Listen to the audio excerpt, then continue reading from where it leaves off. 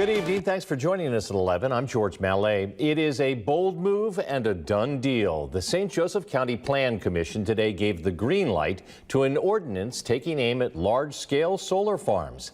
The measure requires developers to guarantee the market value of nearby homes, potentially compensating homeowners if their property value decreases after the construction of a solar farm.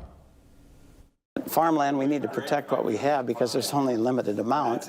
Eugene Matzat sits on the St. Joseph County Plan Commission.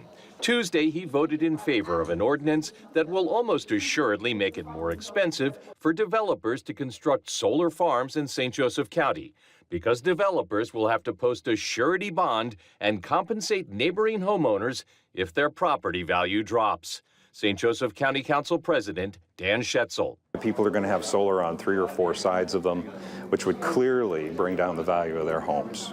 So, if you have a farmer who has farmland close to the city, where he's not going to affect the home values of a lot of folks, then we can rezone that. But I think that for the most of our farmland, we need to leave it farmland. Tuesday's meeting of the Plan Commission was well attended by those eager to keep farmland farmland, but also by advocates for solar power and sustainable energy. Solar advocate Steve Francis was in a fairly blue funk after the Plan Commission's vote. I think that this vote, unfortunately, will cause solar development to not exist in St. Joe County.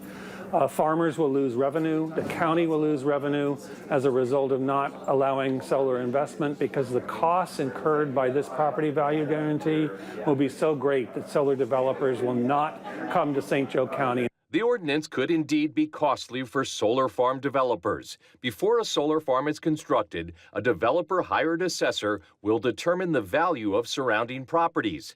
If a home sells for less than the appraised value after 270 days on the market, the solar developer is on the hook for the difference or must purchase the property at the pre-solar project value.